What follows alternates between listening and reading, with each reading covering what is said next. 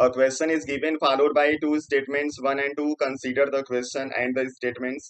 जैसे हम लोग पहले प्रॉब्लम करते आ रहे हैं वैसी प्रॉब्लम ये भी है। यहाँ पे आपको एक क्वेश्चन पूछा हुआ है और उसके दो स्टेटमेंट दिए गए हैं और इन्हीं स्टेटमेंट को चेक करना है कि कौन सा स्टेटमेंट और कितने स्टेटमेंट को यूज करके हम लोग इसका आंसर दे पाएंगे। ठीक है, यही चार ऑप्शन होते हैं।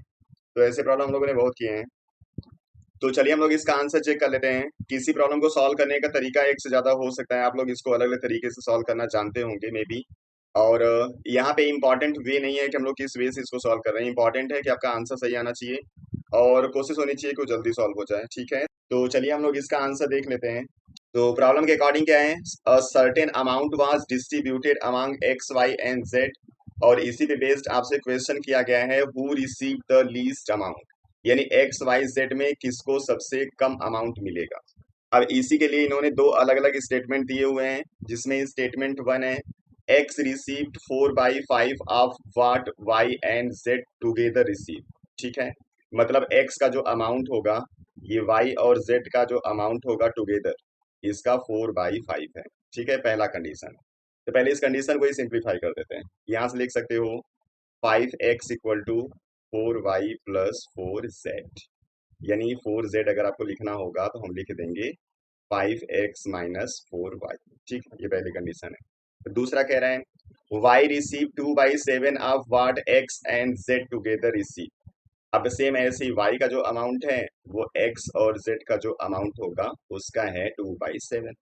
इसके 7 को भी यहाँ भेज दो तो 7y इक्वल टू हो जाएगा 2x प्लस 2z।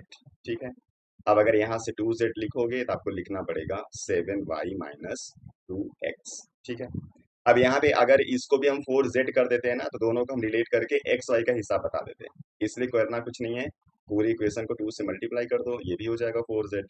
तो 4z इक्वल टू हो जाएगा 14y minus 4x। This one is equation number 2। अब इन्हीं दोनों को इक्वेट कर देते हैं, क्योंकि ये भी आपका 4z है, ये भी 4z है। तो आप लिख सकते हो यहाँ से क्या, 5x माइनस 4y ये बराबर है 14y माइनस 4x।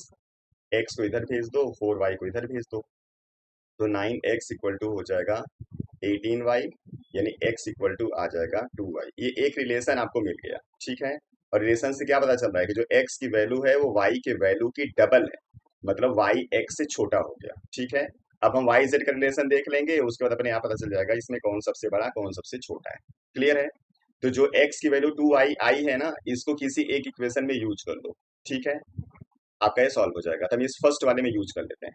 तो आप लिखोगे यहाँ से 4z equal to 5x minus 4y, ये आपका रिलेशन था। x की जगह हम लोग लिखेंगे 2y, ये हो जाएगा 5 इंटू 2y माइनस 4y, ये हो जाएगा 10y माइनस 4y मतलब 6y इक्वल टू 4z। ठीक है, अब यहाँ से z इक्वल टू हो जाएगा 6y/4 मतलब 3y/2 मतलब z इक्वल टू हो जाएगा 1.5y। ठीक है, ये आपको एक नया रिलेशन मिल गया जिसमें पता चल रहा है कि जो z है वो 5 का 1.5 टाइम्स है, मतलब बड़ा है।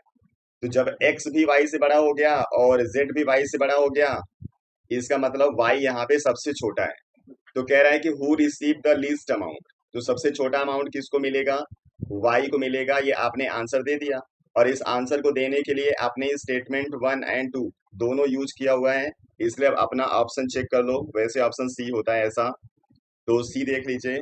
The question can be answered by using both statements together but can not be answered using either statement alone, that's why this one is the answer.